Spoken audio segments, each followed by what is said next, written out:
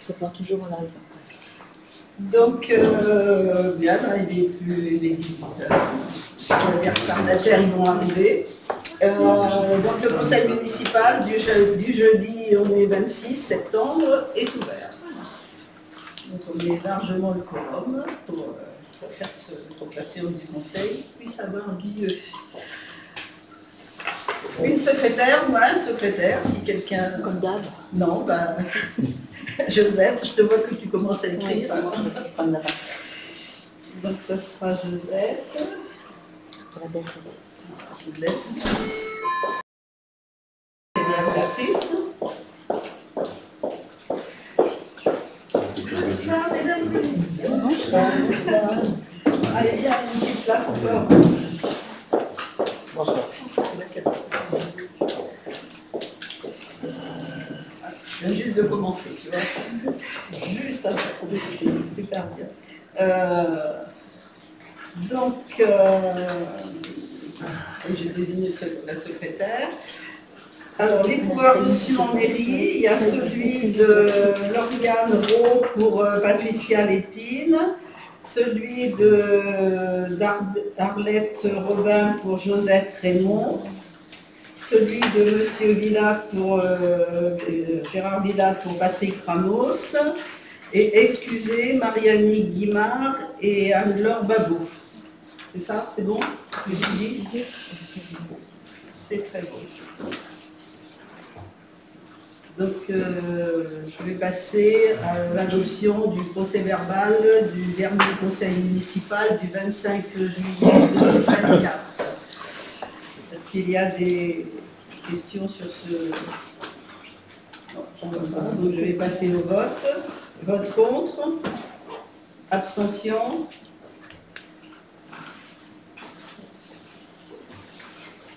Je vais maintenant vous lire les décisions prises au titre des délégations du conseil municipal au maire. Alors,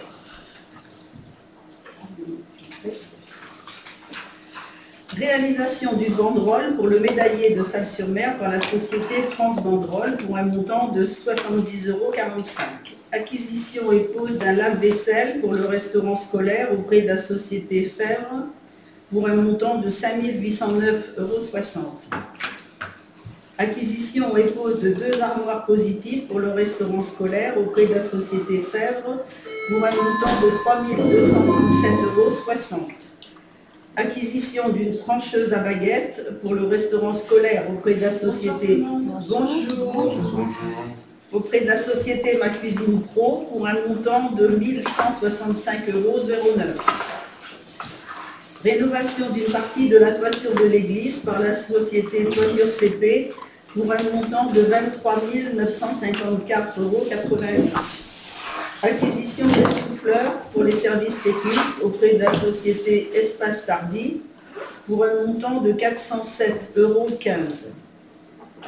Abattage d'un érable au fossé des Ribérous par la société La Rochelle Paysage pour un montant de 768 €. Fourniture et pose d'un multijeu au parc par la société Cagève pour un montant de 13 880,04 €. Acquisition de radiateurs pour le centre technique municipal auprès de la société Sonepa pour un montant de 671,50 €. Contrat de bail à ferme parcelle Z86 à Madame Lauriane, oui c'est ça, pour une durée de 9 ans pour un montant de 206,62 € par an. Contrat de bail à ferme, parcelle C236 avec M. Ludovic Raymond pour une durée de 9 ans pour un montant de 55,12 € par an. Travaux d'électricité pour le centre technique municipal par la société SAS Pereira Chailloux pour un montant de 4 433,62 €. Fourniture de sapins pour le marché de Noël par la société établissement Moins Sapin pour un montant de 614,35 €. Reprise de trottoir rue de la Borderie par la société Atlan 17 pour un montant de 1 248 € TTC. Quand je dis TTC, c'est la seule fois où je dis. Je trouvais que c'était pas assez long. C'est ça. Fourniture de matériaux pour le centre technique municipal par la société DBMA pour un montant de 2053,12 €. Oui, parce qu'à chaque fois, je vous dis en TTC. Voilà. Donc maintenant, on va passer aux délibérations. Donc la première délibération concerne une demande de subvention au conseil départemental au titre des amendes de police 2024 et ça concerne l'aménagement d'un trottoir rue des Coutures. Donc on a rénové le trottoir rue des Coutures, donc les amendes de police nous permettent de demander une subvention à hauteur de 50%. Donc la commune a engagé 25 979,20 €. Ça, c'est du hors-taxe, puisque la subvention est sur le hors-taxe. Et donc, nous vous demandons une subvention à hauteur de ces 50%, soit 12 989,60 €. Voilà. Donc, est-ce qu'il y a des questions? Je passe au vote. Vote contre? Abstention? La deuxième délibération, c'est une demande de subvention également à la CDA de La Rochelle. C'est appel à projet 2024 pour les petits équipements sportifs et de loisirs en plein air. Donc la CDA donne une subvention pour ces petits équipements sportifs et de loisirs de 5 000 € par commune. Donc on a demandé, comme je vous l'ai dit tout à l'heure, il y avait eu un devis signé pour 11 566,70 € hors taxe pour ce jeu de plein air qu'on va installer dans le parc. Alors ça, c'est un jeu de plein air pour les plus grands, parce qu'il y a le parc avec les tout petits, et là, ça sera un jeu de plein air pour les 10, 12 ans. oui, voilà, jusqu'à 12 ans. 6-12 ans. 6-12 ans, donc il y a C'est multi-jeux. multi-jeux, voilà. Oui. En boa. De quoi grimper, suspendre, Oui, c'est ça. se défouler. Voilà. Donc on demande cette subvention de 5 000 € auprès de la CDA. D'autres questions? Donc je passe au vote. Vote contre? Abstention? Adopté. La délibération numéro 3 concerne l'acquisition d'actions composant le capital de la SEM ENR La Rochelle détenue par la communauté d'agglo. Donc la communauté d'agglomération a créé cette SEM, hein, c'est Société d'économie mixte concernant les ENR de La Rochelle, c'est-à-dire que cette société permet aux communes adhérentes, parce qu'il faut être aussi actionnaire, je pense, pas encore. Bien sûr, mais enfin bon, la CDA a donc cette SEM, a créé cette SEM ENR qui permet, cette société a pour objet de faire tous les projets des communes sur tout ce qui concerne les ENR. Donc ça démarre de l'étude, le développement, l'aménagement, le financement, la construction, ils font tout. Tout est pris en charge par cette SEM ENR de La Rochelle. Donc le capital a été ouvert aux communes. Il a été décidé en conseil communautaire que les communes, ça serait par tranche d'habitants. Donc les communes par tranche de 1000 habitants pouvaient avoir une action. Donc, comme Celles-sur-Mer, on est entre 2000 et 3000, on peut avoir 3 actions. Et participer à toutes les réunions de cette SEM. Et donc il fallait aussi désigner un représentant du conseil municipal à cette SEM. Et donc j'ai proposé que ce soit François Joanneau qui soit représentant dans les assemblées générales et également dans l'assemblée spéciale qui se réunit une fois par an à l'occasion. Qu'est-ce que je peux vous dire de plus? Donc dans cette SEM est représentée la ville de La Rochelle, la Caisse des dépôts et consignations, la SEM Sorégis, la Caisse régionale de crédit agricole, de Charente-Maritime, celle des Deux-Sèvres, la Caisse fédérale du Crédit Mutuel Océan, la Caisse d'épargne et de prévoyance Aquitaine Poitou-Charentes et la Société coopérative d'intérêt collectif Les Lucioles. Le capital est de 5,5 millions, donc La Rochelle, forcément la CDA de La Rochelle est à 3 millions. Ça, c'est les plus grosses actions, ceux qui ont pris le plus d'actions. Et la Caisse des dépôts à hauteur de 1,375 million pour le capital de 5,5 millions.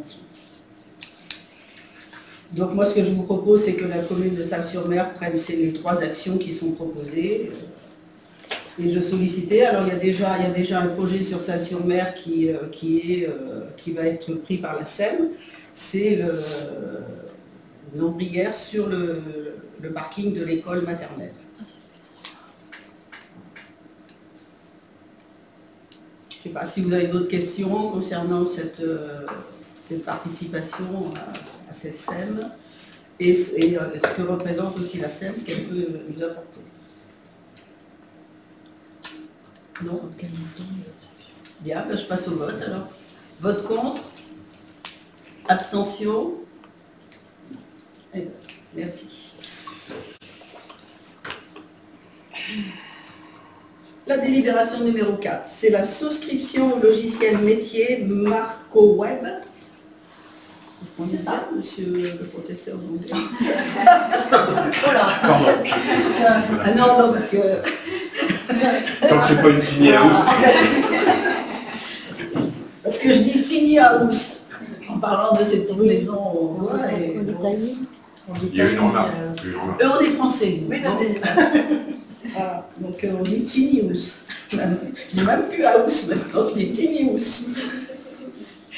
Alors, souscription au logiciel, alors c'est un logiciel qui est déjà utilisé par la CDA et la ville de La Rochelle. C'est ce qui leur permet de monter tous leurs dossiers de marché public.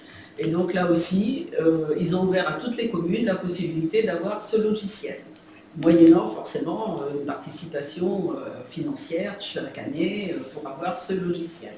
Mais je pense que c'est très très intéressant pour nous, petite commune, parce qu'on n'a pas de gens vraiment pour monter tous ces dossiers de marché qui sont de plus en plus compliqués, plus complexes. Et donc ça permet la rédaction, la gestion des procédures, la gestion des courriers, on a accès à tous les modèles, à tout ça. Donc c'est vrai que c'est un outil qui va beaucoup nous servir. Et le stockage dans un endroit sécurisé. Exactement, aussi. En plus. Voilà, donc la participation, la redevance annuelle aussi est en fonction de la population. Donc les communes de 1000 à 2000 à 3000 comme nous, c'est 924 € par an pour pouvoir souscrire à ce logiciel, pour pouvoir y avoir accès. Donc je pense que c'est une très très bonne chose. On a moins de risques de faire d'erreurs, ou de faire des oublis, ou de ne pas mettre ce qu'il faut dans les marchés, ou de ne pas passer les bons marchés. C'est toujours gagner du temps, énormément de temps. Bien sûr, je vais faire dans les normes. Et surtout, voilà, c'est d'être sûr d'être dans les bonnes normes. C'est encore parti. On ne relèvera pas. Donc, voilà, ça c'est un outil, je pense, qui est indispensable pour les mairies. Et je pense qu'il y a déjà pas mal de mairies qui... ça a été décidé, ça a été donné en conseil communautaire il n'y a pas longtemps. Cette ouverture, là aussi, à ce logiciel. C'était, enfin, il n'y a pas longtemps, c'est cette année, hein, c'est le 16 mai 2024. Ça a été proposé aux communes. Donc comme on ne l'avait pas passé en juillet, maintenant. Il y a des questions? Donc je passe au vote. Vote contre? Abstention? Donc voilà. La mairie sera dotée du logiciel marché. Délibération numéro 5. L'adhésion à la convention de participation proposée par le CDG 17 en matière de protection sociale complémentaire pour le risque prévoyance. Donc ça veut dire que c'est une couverture, on va dire sociale, pour les employés de mairie.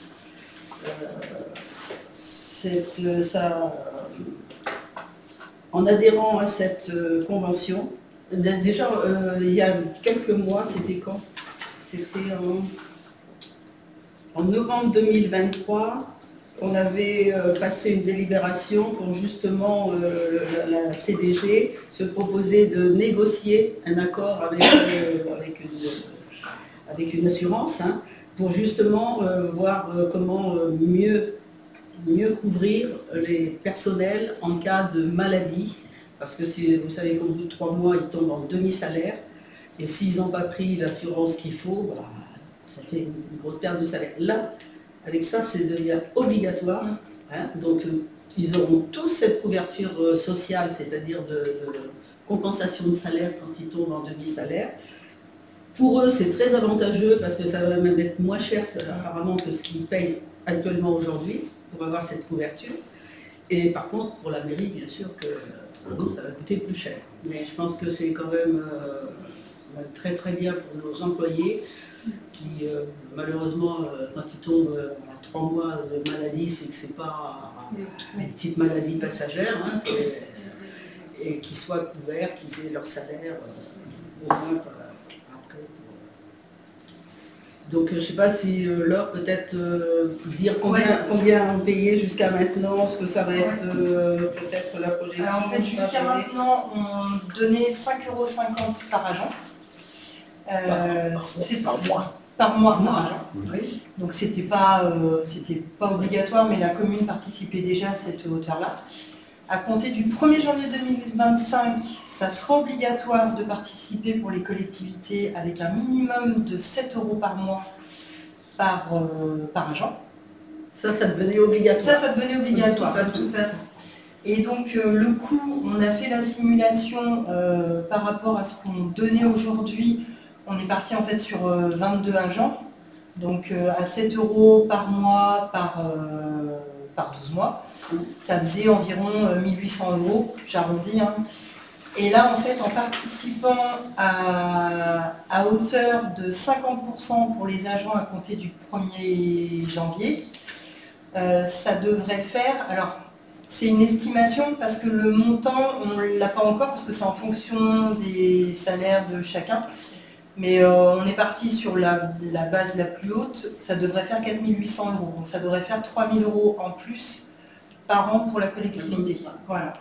Sachant que pour les agents, ça va être beaucoup plus avantageux parce que déjà le taux proposé est beaucoup moins élevé que ce qu'on payait jusqu'à maintenant. C'est-à-dire, pour vous donner un exemple, là on va passer sur un taux de 1,80 €, alors que la plupart des agents étaient à 2,58 € à titre personnel, voire pour les dernières arrivées, j'en ai qui montaient jusqu'à 4,57 €. Donc déjà, ça va diminuer le montant de la cotisation. Et en plus, comme la collectivité, on prendra la moitié, pour certains agents, ça va faire des sommes pouvant aller jusqu'à 40-50 € en plus par mois en fait, de dégager, de pouvoir d'achat. Avec les mêmes garanties. Avec et là, on a des garanties maxi, là. C'est ça. Donc la seule contrainte, c'est que ce sera donc obligatoire. Par contre, les agents ne pourront pas ne pas l'avoir. Ils sont obligés d'apprendre. Enfin, ils sont obligés. Mais c'est vraiment un service à leur rendre parce que... Et ceux qui ont déjà cette... ils auront juste à résilier. Il faudra qu'ils résilient là où ils sont. Mais les courriers d'accompagnement seront faits et ils auront juste à les envoyer, voire même nous on les enverra. Mais on a quand même eu beaucoup de collègues qui ont eu des arrêts de longue durée. Il y a eu et pas mal. Par chance, tous ceux qui ont eu des longs arrêts de grosses maladies avaient la garantie maintien de salaire. Mais c'est vrai que ceux qui ne l'ont pas pris, soit par oubli, soit par économie, je pense que c'est quand même une bonne chose qu'il l'ait parce qu'on ne sait malheureusement pas ce qui peut se passer demain. Oui, c'est vrai que c'est souvent là-dessus qu'ils font l'économie. S'il faut qu'on donne 20 ou 30 € par mois pour une assurance, des fois, ils ne la prennent pas. Quoi, hein. Et quand il arrive quelque chose comme ça, là, au moins, c'est obligatoire. De toute façon, c'est déjà obligatoire, nous, pour la commune, de participer à hauteur de ces 7 €. Bien sûr, ça va faire un coût supplémentaire de 3 000 €, mais je pense que ça vaut le coup. Cette garantie, donc, c'est pour tous les employés ou seulement les gens qui ont un contrat ponctuel? Alors c'est pour tous Les titulaires ou non? titulaires, alors tous les titulaires et stagiaires, Ah, aussi, qui sont assimilés titulaires, et les contractuels de plus d'un certain temps. Je crois qu'il faut qu'ils aient au moins 6 mois, un truc comme ça, voilà. Mais c'est pour tous les personnels. Ouais. Je sais pas si je l'ai là. Je vois aussi qu'il y a une option perte de retraite uniquement au choix de l'agent. Ouais, ça par contre, ça voilà, ça c'est... Donc là, à ce moment-là, la commune n'intervient pas. Non. Donc c'est optionnel. Ouais. D'accord. Voilà.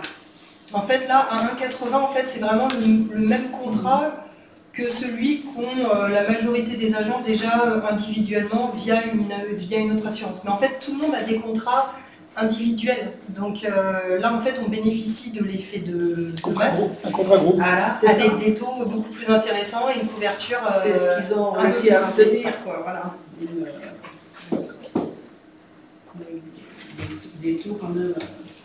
Ah bah oui, parce que même 2,58 à 1,80, ça fait déjà une grosse différence. Donc déjà, ils vont avoir une couverture complète et en payant moins. Ça peut être que valable. Bien. S'il n'y a pas d'autres questions, je passe au vote. Vote contre. Abstention. Très bien. Donc maintenant, on va l'expliquer aux agents. C'est pour ça qu'il fallait absolument qu'on le passe à ce conseil-là, parce que c'est pour le 1er janvier. Et il faut Donc le temps qui résilie au 31 octobre, il fallait absolument le passer là. Donc ça tombe bien, on a eu la réponse et tout. Attends, merci beaucoup pour tout. Bah oui. Voilà. Je pense qu'ils vont apprécier. Non, non. Donc la délibération numéro 6, ça concerne une admission à non-valeur. C'est toutes les petites sommes qui sont en attente au trésorier, qui n'ont pas été soldées depuis... alors il y en a, c'est des exercices 2018, 2021, 2011 même. Voilà, oui, d'accord. 2011, et puis vieille, souvent c'est les frais de cantine. Hein, c'est les cantines qui ne sont pas payées. Alors c'est des petites sommes, hein, c'est pas non plus... On parle de centimes, voire d'euros, mais... Alors des fois c'est 10 euros, 12 euros, 21 euros, c'est pas... Il y a 20 centimes, cantine scolaire inférieure, 20 centimes. Bon, ça c'est 3,15, 2,40, voilà, c'est des petites sommes. Bon, la plus grosse somme, elle est de 70 euros. Donc toutes ces petites sommes-là, on est tout à fait d'accord pour que ça passe à la trappe, hein, pour régulariser les opérations. Par contre, tout ce qui peut être récupéré, ça c'est à la trésorerie de le faire. Donc, Et en gros, parce qu'ils nous proposent beaucoup plus de... ils nous proposent jusqu'à maintenant, Ouais. donc nous on a fait un cut-off à 2020, on a dit à partir de 2020, vous continuez à réclamer l'argent. Ouais. Avant 2020, on considère qu'ils Ah, peuvent c'est arrêter un de peu- chercher, donc c'est une perte pour nous. Parce que bon, normalement, ils doivent tout mettre en œuvre pour couvrir les Ouais, c'est créances, ça. hein, ça ils doivent le faire. Hein.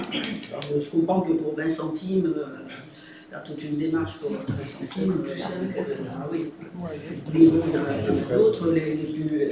Donc là, on a sélectionné les moins importantes, là on a été d'accord, mais pas pour tout ce qu'ils nous ont envoyé. Bien, je passe au vote. Vote contre. Abstention. La délibération numéro 7 que nous avions mis,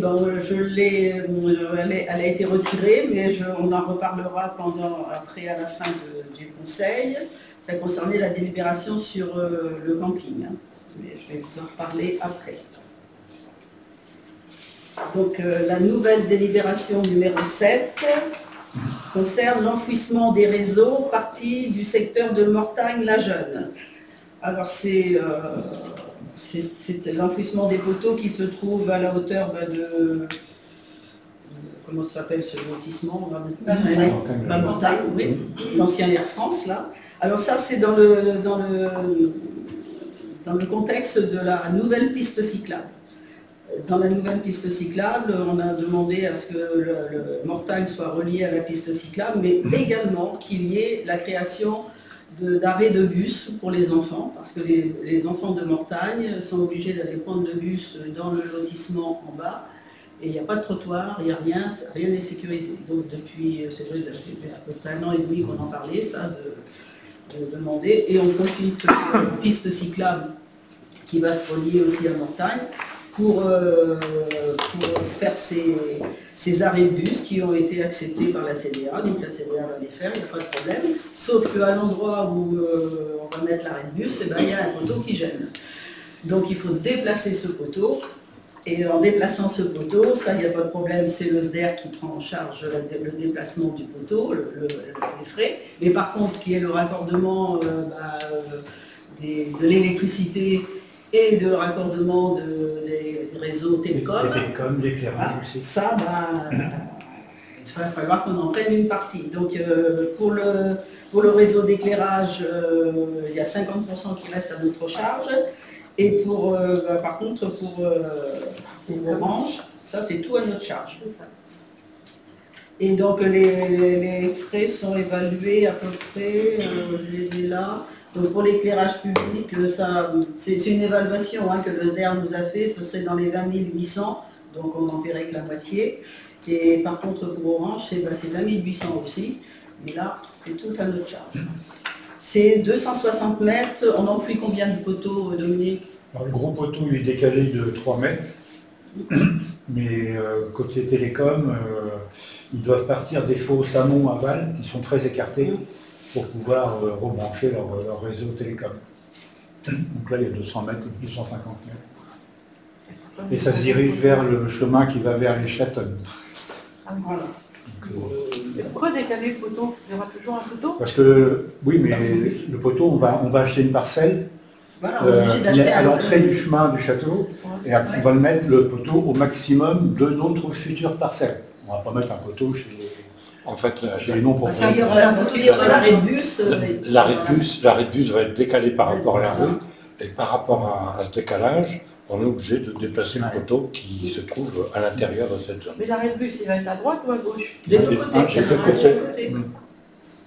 Mais qui est obligé de rentrer sur le chemin de sur le montagne. trottoir. Ben voilà. C'est ça. Et donc c'est le seul endroit où on peut le mettre, parce qu'autrement c'est des propriétés privées, on ne peut pas. Donc il faut le mettre là, à cet endroit-là, en achetant Alors ce terrain. le conteneur en bouteille, vous allez l'enlever? Il sera décalé aussi. Il sera décalé. Tout va être réaménagé. Tout va être aménagé là.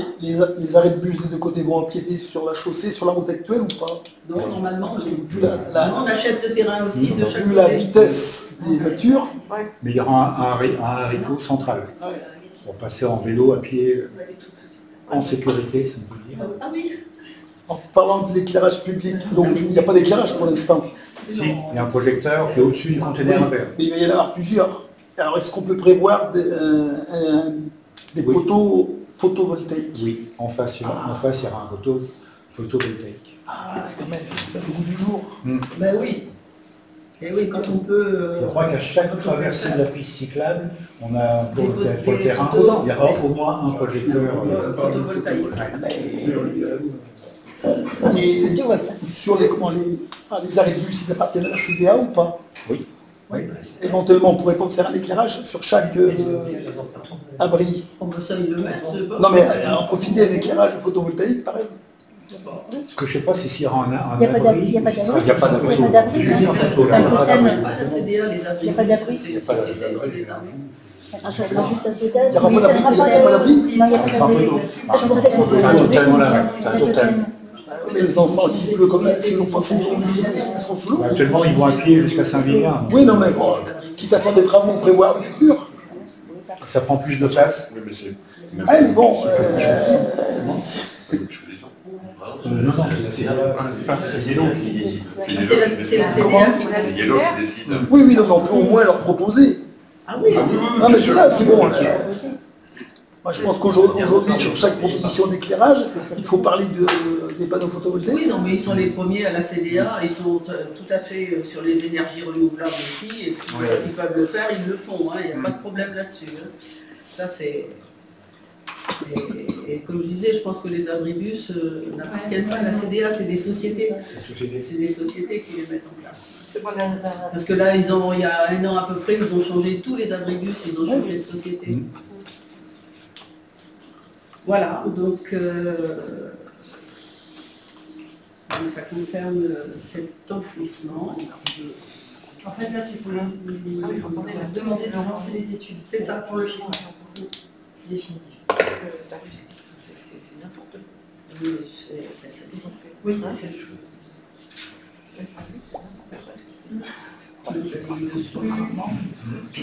Donc voilà, est-ce qu'il y a d'autres questions? Donc je passe au vote. Vote contre? Abstention?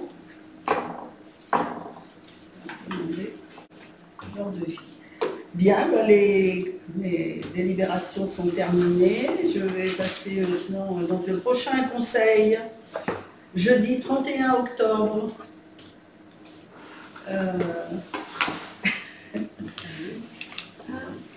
Ah oui. C'est les vacances? Je sais plus. Oui. On vient déguiser. Oui, c'est Halloween. Ah oui, il faudra venir. Vous pouvez venir déguiser, ce sera Halloween. On peut essayer, on peut essayer. On peut. J'ai une tenue. J'en ai une tenue. Donc, je voulais aussi vous dire que le plan communal de sauvegarde de Salles-sur-Mer a été validé. Donc, effectivement, c'est vrai qu'on n'avait pas de plan communal encore et on va pouvoir le mettre à l'épreuve. Il est à peine validé qu'on va le mettre à l'épreuve parce qu'il y a le grand exercice EOL, je ne sais pas si vous en avez entendu parler, dans les journaux, partout ils en parlent. Donc, il va y avoir un exercice grandeur réelle qui va être fait avec le département, avec les SDIS, avec tout le monde et toutes les communes. Alors on ne sait pas encore du tout, chaque commune ne sait pas du tout quelle catastrophe elle va avoir dans sa commune, si c'est la submersion, si c'est submersion, si c'est tempête, si c'est orage, si c'est tremblement de terre, on ne sait pas. Et il faudra que le conseil municipal et les intervenants qui sont prévus dans le plan, dans ce plan de sauvegarde, et mettre en œuvre tout ce qu'il faut pour que la population soit avertie, logée. Voilà. C'est vraiment un exercice grandeur nature qu'ils font pour voir justement comment les communes sont en capacité de réagir. Et dans chaque commune, il y aura, comment on appelle ça, quelqu'un qui viendra surveiller, un observateur, qui, on nous a rassuré, ne serait pas là pour dire vous faites pas bien, ce sera au contraire pour nous aider, pour nous mettre... Alors je sais pas, Roger, si tu veux en parler un petit peu de ce plan de sauvegarde, parce qu'il va falloir que vous soyez le plus possible, ceux qui sont concernés par le plan de sauvegarde, c'est-à-dire qui sont responsables d'un secteur ou quoi, il va falloir que vous soyez là. Alors il y a effectivement des responsables qui sont désignés qui correspondent à des actions extrêmement précises. Dans différents domaines qui touchent par exemple à la population, qui touchent par exemple aux voiries, etc. etc. Simplement une petite information qu'on peut peut-être donner concernant le fait que la mairie de Saint-Vivien qui participe, en fait, ça concerne l'ensemble des communes de la CDA. Enfin, toutes les communes du département. Toutes les communes de la CDA sont concernées par cet exercice qui va durer sur 2 jours en fait. Enfin, 2 demi-journées plus exactement. Et en fait, la mairie de Saint-Vivien, avec son maire, M. Demester, souhaite un échange de bénévoles entre sa commune et la nôtre pour simuler des personnes en détresse qui se rendraient par exemple dans la mairie voisine pour se faire prendre en charge et héberger. Alors, éventuellement, nous sommes à la recherche d'une dizaine de personnes volontaires qui voudraient participer à cet exercice. Donc ça voudra dire que pour ces personnes, il conviendra d'aller se rendre à la mairie de Saint-Vivien pour se signaler comme étant en détresse et donc recherchant des moyens de... Et il y aura des personnes qui vont venir de Saint-Vivien, qui vont venir à Salles-sur-Mer. Voilà. Donc si vous connaissez dans vos entourages des personnes qui pourraient être intéressées par ce genre de petit exercice, vous venez vers moi. De vos conjoints ou... voilà. On trouve quelques personnes.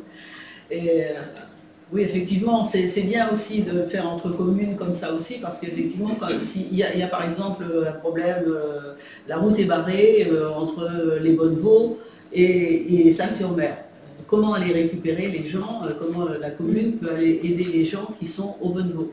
ils vont sur Saint-Vivien. S'ils peuvent aller se réfugier à Saint-Vivien, pareil à Grelot, hein, si la route est barrée ou s'il y a ils vont aller se réfugier à la Jarry ou à Croix-Chapeau. Il faut que toutes les communes puissent travailler ensemble et que ce plan soit mis tous. Donc c'est vrai que c'est M. De Vester qui a pensé à ça, qui nous a proposé ça. Est-ce qu'on ne pourrait pas échanger 10 personnes de Salles-sur-Mer contre une dizaine de personnes de Saint-Vivien? On voit comment ça marche. Alors vous allez certainement recevoir sur vos portables cette alerte. Ça vous mettra bien que c'est exercice, mais vous allez tous, en principe, tous les opérateurs jouent le jeu aussi. Vous allez recevoir sur vos portables le 9 au matin une alerte de séisme, on va vous dire ce que c'est. Voilà. Et donc, à nous, après, à la mairie, de gérer la crise. Voilà. L'intérêt également de travailler avec les communes voisines, c'est effectivement la mutualisation des moyens, parce qu'ici, à Salles-sur-Mer, on a certains équipements, mais on n'a pas tous les équipements qui pourraient être nécessaires. Donc l'idée, c'est aussi d'aider les communes à communiquer entre elles et puis à s'aider dans ce genre de situation un petit peu extrême. Oui, nous, on n'a que la salle des fêtes, à la limite, pour recevoir les gens, s'il fallait les coucher, s'il fallait... on ne peut pas loger toute la population, c'est pas possible. Combien on peut en mettre dans la salle des fêtes, combien on en prévu dans le plan de sauvegarde, une trentaine, combien? Oui, c'est l'ordre de 30. Une cinquantaine de lits peut-être, enfin de lits médicaux. À Saint-Vivien, il y a cette grande salle des fêtes immense où il peut en loger le double, quoi. Hein. Donc c'est ça aussi qu'il va falloir. Et cet exercice, je pense qu'il est super bien, parce que ça va permettre quand même de voir les moyens qui peuvent être pris en compte dans chaque commune. Et puis ça permet surtout également de se rôder à un exercice qu'on n'a jamais fait. Oui, parce que... Dans une situation qui est quand même une situation complexe. On a vu déjà, rien que les inondations qu'on a eues au mois d'octobre, il n'y a que quelques maisons inondées à Grelot, mais c'est vrai qu'il faut vite réagir, qu'il faut être là, qu'il faut être avec les gens, qu'il faut les aider, qu'il faut trouver des solutions. Après, un petit épisode qui n'était pas... mais qui, quand ça s'est passé à la Laigne avec le séisme, là, ça a été costaud. Hein, quand ça tombe comme ça dans une commune, réagir... Donc il faut... Alors c'est vrai que ces plans de sauvegarde, c'est super bien, mais c'est sur le papier, quoi. Hein. Après... il faut voir comment on va réagir. Après, c'est une démarche qui est obligatoire pour la commune. Ah oui, de toute façon, c'est obligatoire. Ça ne l'était pas plus ou moins, mais là, c'était obligatoire. Au 31 décembre, là, c'était obligatoire. Donc, on est juste dans les clous et on va le mettre en application. Qu'est-ce que j'ai? Le renouvellement du passeport du civisme. Alors, ça a très bien marché l'année dernière avec les CM2. Hein, ils ont super bien travaillé, les enfants, là, et donc on a décidé de le renouveler pour cette année. Et donc le lancement, c'est prévu le 8 novembre. Non, le 15. Le 15. Le 15. Allez, 15 novembre. J'avais pas la bonne. Et tu sais à quelle heure ou... Alors normalement c'est 14h. Oui, 15 novembre à 14h. Il faut que je le valide avec Céline en particulier. Oui. Et puis si on en parle 2 secondes, il y a quelque chose de très nouveau cette année. En fait, on va essayer de mettre en place un conseil municipal des enfants. Ça va faire partie de ce projet. Et voilà, c'est l'action un petit peu phare cette année. On va lancer ça. Ça a été une demande des enfants aussi. Enfin, une demande des enfants, oui, il y en a 4-5 qui sont venus assister à un conseil municipal et ça leur a plu. Pourquoi pas? Ça leur apprend un petit peu ce que c'est que un conseil, comment fonctionne, ce que c'est qu'une mairie, ce que sont le conseil municipal, ce qu'on fait dans la mairie. Donc c'est bien. Les prochaines manifestations, donc il y a Octobre Rose le 6 octobre, donc de 9h à 13h30, donc c'est dans la salle des fêtes que sera fait le départ, devant la salle des fêtes. l'inauguration de la salle du parc et de la nouvelle boulangerie. Donc, ça sera le jeudi 17 octobre à 14h30. Donc, à la salle du parc, devant la boulangerie. Bon, je pense que tout le monde est content d'avoir enfin sa boulangerie et de pouvoir aller chercher son pain frais tous les matins. Voilà. Et les huîtres. Et les huîtres le dimanche matin. Voilà, ça aussi. Merci Patricia de nous avoir trouvé. Ah ben c'est un Salésien. Hein. Oui, c'est un Salésien. Alors, bon, d'autant plus. Voilà, donc c'est très bien. Elles sont très bonnes, c'est des huîtres de l'île de Ré. Voilà, qui sont élevées de l'île de Ré, elles sont très très bonnes. Donc, belle réussite. La boulangerie impeccable. Bon, les travaux seront finis le 17 octobre. Peut-être pas les plantations. On verra. On va voir. Par contre, tout le parvis sera fini. Toute la salle du parc sera finie aussi. Tout sera... Et donc, il y aura le président de la CDA qui sera là, M. Fontaine. Il y aura Mme Marcilly qui sera là aussi. Et puis, il y a plein de plein de maires. Il y aura beaucoup de monde. Beaucoup de monde pour cette inauguration. Je vous rappelle les 24 heures, alors les 24 heures civiques aussi. Merci Josette de t'en occuper aussi bien. Et donc tu vas réunir un peu les personnes, alors les aidants et les aidés. Voilà pour faire, c'est un après-midi. Oui, après-midi, oui, de 14h30 à 16h30. Donc justement dans la nouvelle salle du parc. Et bien voilà. Tu vas l'inaugurer aussi avec ça. Oui, voilà, on va leur proposer des jeux et puis un goûter le 19 octobre. Très bien. Ça marche aussi ça. Ça marche, hein. Il y a quand même... Ah oui, on a 40 aidants et puis 19 personnes aidées. 40 personnes inscrites pour aider. C'est pas mal. Si je peux faire un commentaire. Donc la réception définitive des travaux est faite le 11, mais la salle est livrée nue. Oui. Donc si on veut mettre des tables, des chaises, etc., il faudra le prévoir. Oui, on a 2 jours. Inauguration le 17 et le 19, première manifestation. Oui, on mettra on te trouvera des tables, Josette, et des tables et des chaises. Ils ont voulu leur faire des jeux dehors, des jeux en bois et tout, mais ils préfèrent forcément. Ouais. Donc on leur fait un quiz sur la commune de Salles par rapport au livre Au fil de nos mémoires. Ah, très bien. C'est bien, ils vont être contents. Très bien. Très très bien. La zone de gratuité, là aussi ça marche à fond, ça marche comme la dernière. Le 26 octobre, dans la salle des fêtes. Le marché de Noël sera le samedi 7 et dimanche 8 décembre. Place Samuel Paty. Donc on refait le marché de Noël là parce que tous les exposants ont demandé 7-8 décembre. Ça a beaucoup plu. Le marché ici, le petit marché qui est bien facile à aller d'un stand à l'autre, autour de l'école, est très bien situé. On avait un petit peu pour le stationnement, mais ça n'a pas posé de problème l'année dernière. Les gens ont réussi à se stationner un petit peu partout. Ça a été un peu comme pour... Je vous rappelle aussi le recensement de la population qui va démarrer le 16 janvier jusqu'au 15 février, donc un mois. On a des volontaires, on en a, mais on en cherche. Voilà. Donc ça veut dire qu'on cherche encore des recenseurs ou recenseuses, je ne sais pas ce qu'on dit, recenseurs, des agents recenseurs. Ah, merci. Donc on en cherche encore. Si vous connaissez quelqu'un qui serait intéressé pour un mois, c'est un mois de travail, hein, c'est un mois de...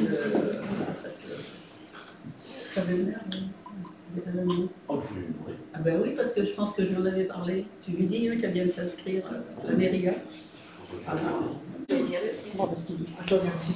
Et donc j'ai un dernier point qui concerne justement la délibération qui a été retirée puisque pour l'hôtellerie de plein air.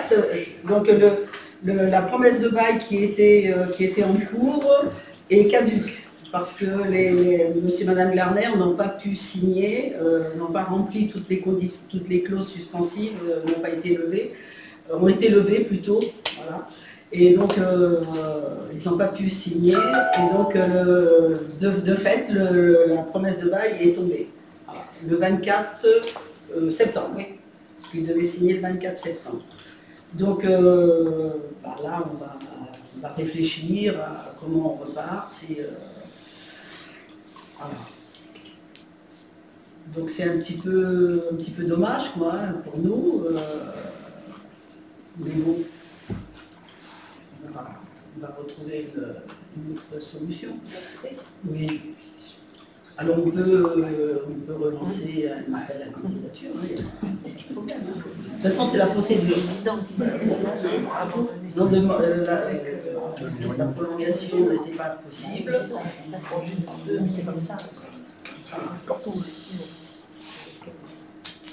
Vous avez d'autres questions? Oui. Je voulais savoir où en était le dossier des gens du voyage. Donc, au niveau de la CNA, si vous venez parler en conseil communautaire, j'ai cru lire qu'il allait avoir l'arbitrage du préfet de Charente-Maritime. Oui, on attend l'arbitrage. Pour l'instant, il n'y a rien de... Sachant que, bon, je l'ai vu sur... Il a accepté, le préfet, par contre, a accepté le fait que les agriculteurs soient expropriés. Ouais. Ça a été accepté. Il y a eu encore des exemples depuis cette Mais été. après on n'a pas plus. Hein. Non, mais on a eu des exemples encore cet été où, malgré les aires de stationnement, oui, les gens du voyage n'y sont pas allés. C'est ce que vous avez dit plusieurs fois. C'est ce qu'on dit depuis le début. Hein. C'est ce qu'on dit depuis le début. Donc, de toute façon, c'est pas parce qu'il y aura les aires de qu'on ne sera pas embêtés. Hein. Ça nécessite un investissement assez conséquent, 1,2 million, 1,3 million. Ouais. Ils n'y iront pas. Mais non, mais bien sûr. Plus mais ça, on en est tous conscients. Hein. Mais oui, mais ça serait... Mais le problème, c'est la loi. La loi, oui, mais la loi... Je suis d'accord avec vous. Hein, je suis pas... La France est le pays où on est le plus et on n'applique pas les lois. Mais voilà, mais le fait que ça soit la loi, les gens du voyage ils ont tous les droits. Non mais le problème, moi je veux bien la loi. Mais eux, les gens du voyage, j'ai pas rien contre eux, ils sont hors la loi, dans tout. Non mais il y a quand même un problème. Je sais. Bon, nous on est confrontés, la commune, à cette situation. Mais bon, c'est pas un problème local. C'est pas un problème local, c'est vraiment sur toute la France. Donc tant qu'on